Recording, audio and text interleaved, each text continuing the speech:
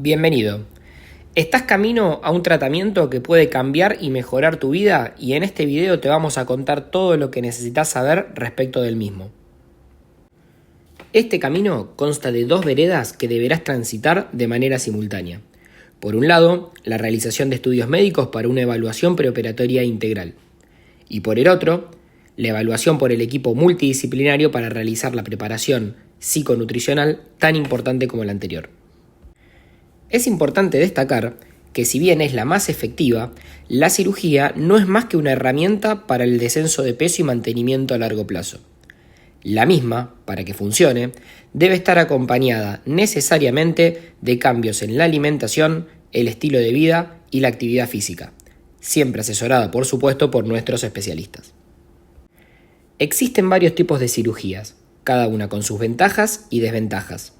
La decisión de qué cirugía te realizaremos será tomada entre vos y los especialistas, siempre primando el concepto de mejor resultado a largo plazo con el menor riesgo posible. Vamos a hablar sobre las 3 cirugías más realizadas en la actualidad. La gastrectomía tubular, también llamada manga gástrica, el BAUA o bypass gástrico de una anastomosis y el bypass en Y o bypass en I de Roux.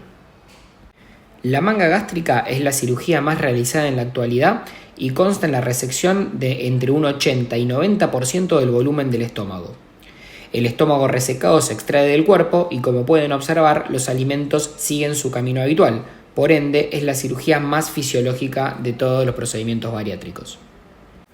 En el BAUA o bypass gástrico de una anastomosis también se realiza una reducción del volumen gástrico, pero en este caso el mismo se desconecta del tránsito habitual. Posteriormente, se une al intestino, generando una nueva vía de alimentación. Esta cirugía es una de las más potentes desde el punto de vista metabólico. Finalmente, en el bypass en I de Roux, también se realiza una reducción del volumen gástrico y una exclusión del mismo del tránsito del intestino. Pero a diferencia de la anterior cirugía, en este caso se realizan 2 uniones intestinales, una entre el estómago y el intestino, y la otra entre el intestino y el intestino, generando así 2 circuitos diferentes, uno para los jugos biliares y el otro para la alimentación.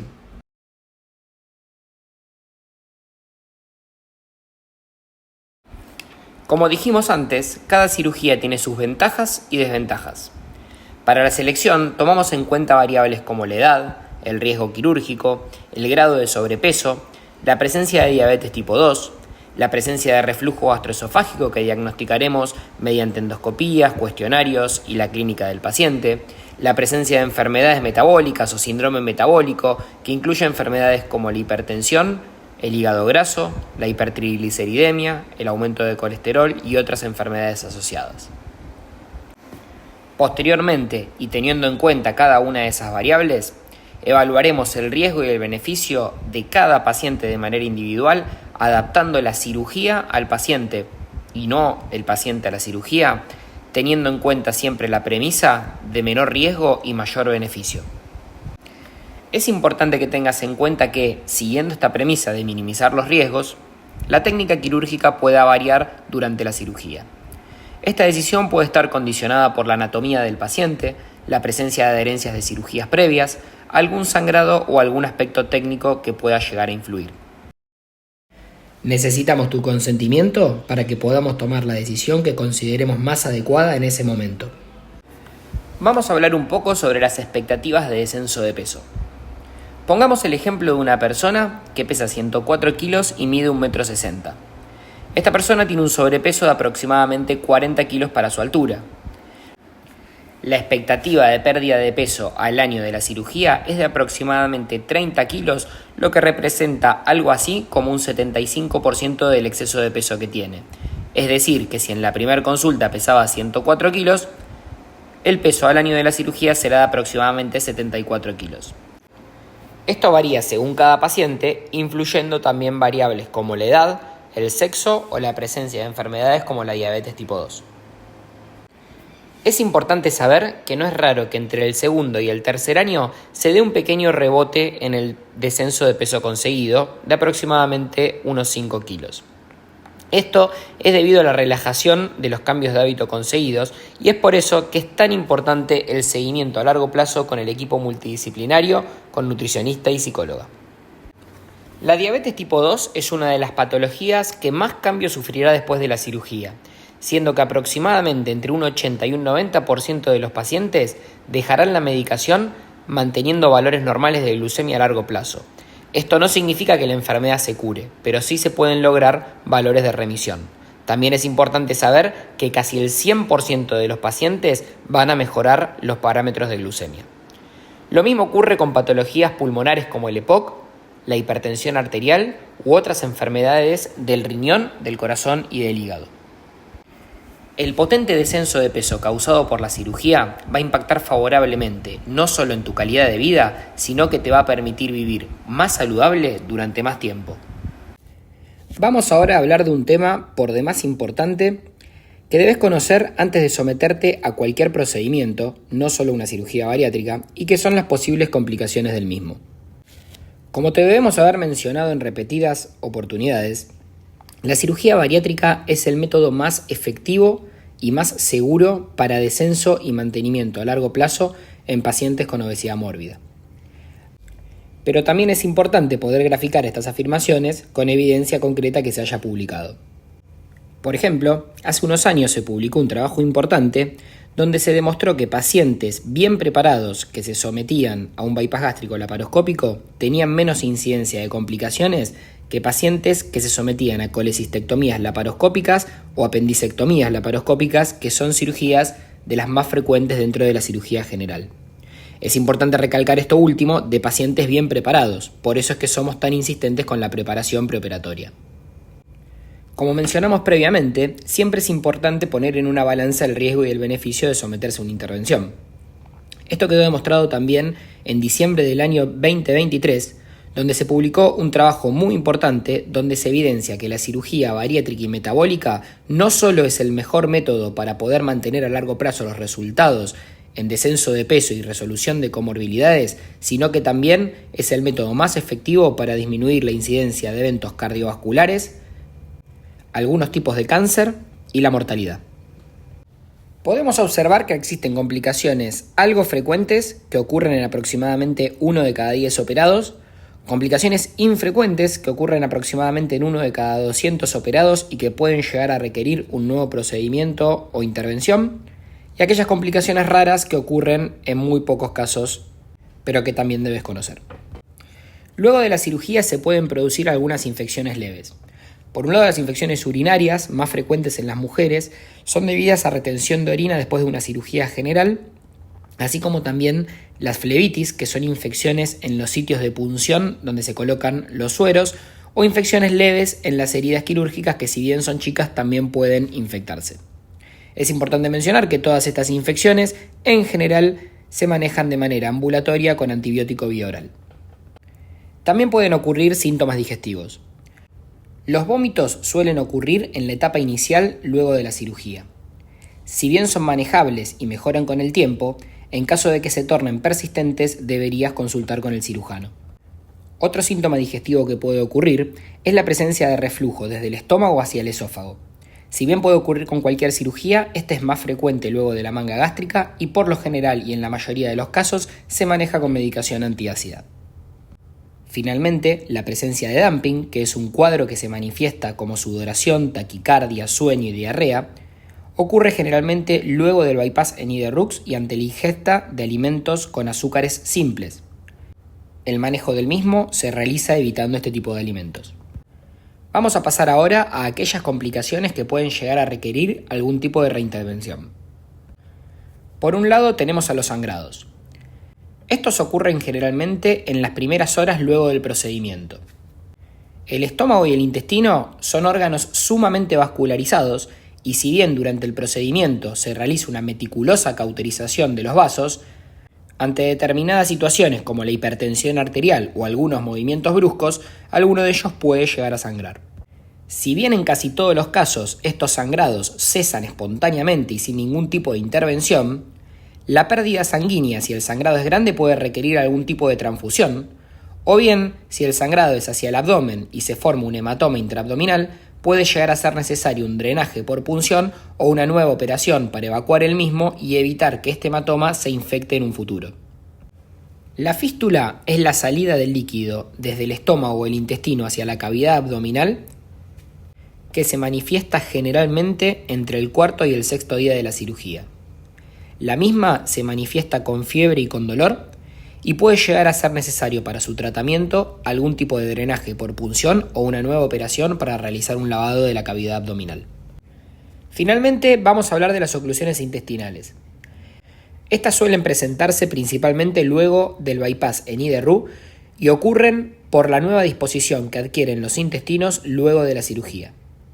Las mismas pueden ocurrir poco tiempo después de la cirugía o años después del procedimiento y por lo general requieren una nueva operación para poder resolverlo. Muy rara vez puede ser necesario alimentar al paciente por sonda o por vena. También, por su cercanía con el estómago, pueden ocurrir lesiones del vaso o del hígado. Para disminuir la posibilidad de que esto ocurra, es sumamente importante que cumplas con todas las pautas preoperatorias de descenso de peso para disminuir la infiltración grasa. Debido a la reducción en el volumen gástrico, pueden ocurrir déficit de vitaminas o anemia por falta de hierro. Es sumamente importante que sigas las pautas, tanto de los cirujanos como de los nutricionistas, respecto a la suplementación multivitamínica. Por otro lado, un exceso en la cicatrización en las suturas entre el estómago y el intestino, o entre el intestino y el intestino, pueden provocar estrecheces de las mismas que deban ser exploradas por vía endoscópica o laparoscópica para poder resolverlas. Finalmente, si bien las incisiones son muy pequeñas, pueden ocurrir hernias o eventraciones en las heridas en el músculo. Finalmente, llegó el momento de hablar sobre el proceso de tu cirugía. Todos los procedimientos se realizan en la ciudad de Buenos Aires, en la República Argentina. El presupuesto incluye hasta 5 noches de alojamiento en apartamentos de primer nivel preparados para el turismo médico. Las cirugías se realizan en el Instituto Médico de Alta Complejidad, que es una clínica privada de última generación ubicada en el centro geográfico de la ciudad de Buenos Aires. Te dejamos un breve compacto para que puedas apreciar las características del mismo.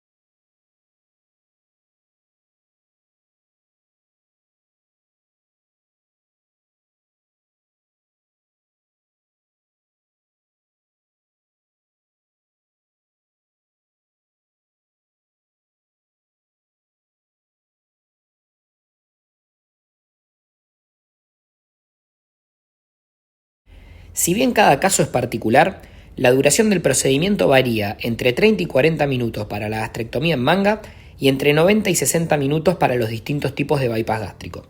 Pero ojo, el tiempo en quirófano va a variar entre 2 y 4 horas y esto incluye la preparación preoperatoria y la recuperación posterior. Todas las cirugías se realizan bajo anestesia general.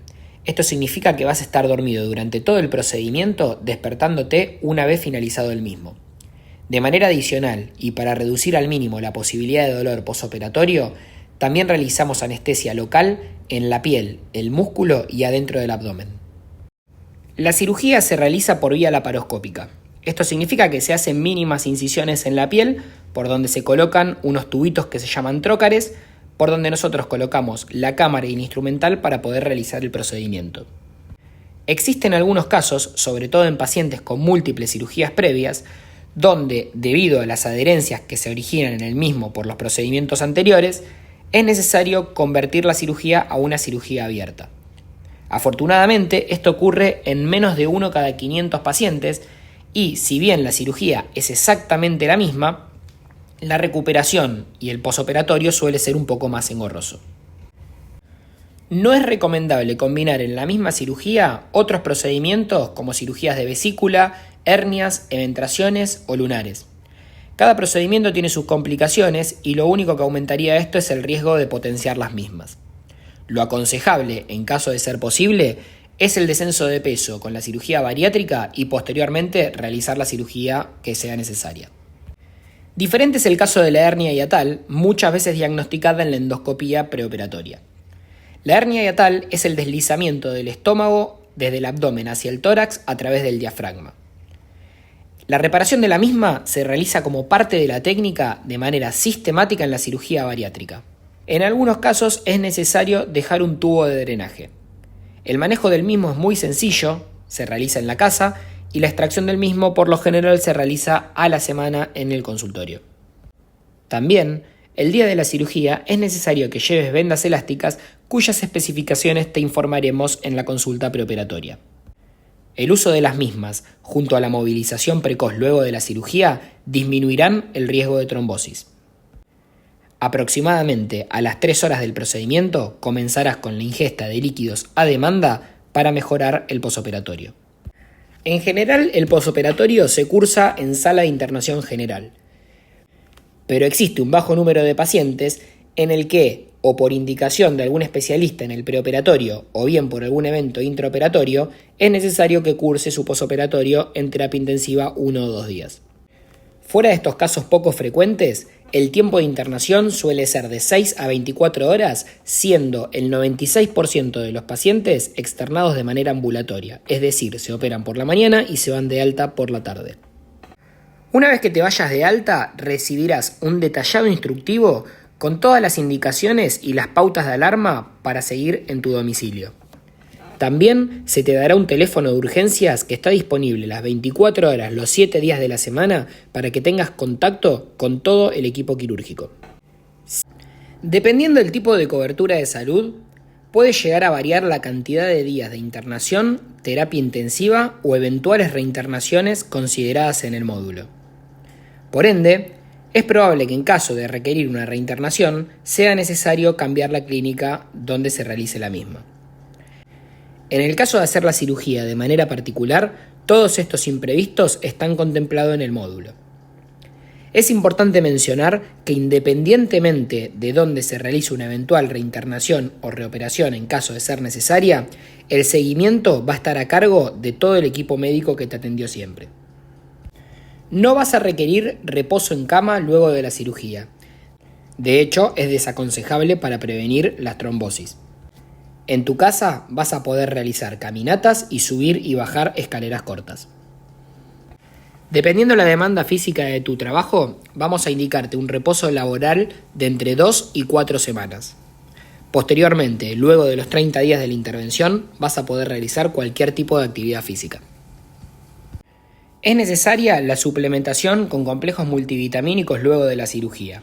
La misma será supervisada por el equipo de nutricionistas y deberá ser llevada a cabo por muchos años luego del procedimiento. También es frecuente luego del procedimiento la caída del cabello de una magnitud un poco mayor que lo habitual. En algunos casos es necesario realizar tratamiento con aminoácidos y afortunadamente el folículo del pelo queda intacto, por lo que luego del año de la cirugía el pelo vuelve a crecer de manera normal. Luego de la cirugía y por el descenso rápido de peso, pueden aparecer cálculos en la vesícula que antes no estaban. Para el diagnóstico de los mismos haremos controles periódicos ecográficos luego del procedimiento. En algunos casos pueden formarse colgajos de piel luego del descenso de peso. El diagnóstico de los mismos y la indicación quirúrgica la determina un cirujano plástico, y existen diversas técnicas para la resección de los mismos. De todos modos, no es aconsejable hacerlo antes de cumplido el año de la cirugía bariátrica. Por último, si sos mujer en edad fértil, es aconsejable que utilices algún método anticonceptivo durante el primer año de la cirugía, ya que no es aconsejable que quedes embarazada en este periodo de tiempo. Luego de esta charla, vas a firmar un consentimiento que deja constancia haber entendido los pros y los contras del tratamiento bariátrico. Es muy importante durante el proceso continuar con el tratamiento psiconutricional para llegar de la mejor manera posible preparado para la cirugía. Esperamos que esta charla te haya resultado de utilidad y recordá que la misma está disponible en nuestro canal de YouTube para que la puedas disfrutar todas las veces que quieras. Te esperamos.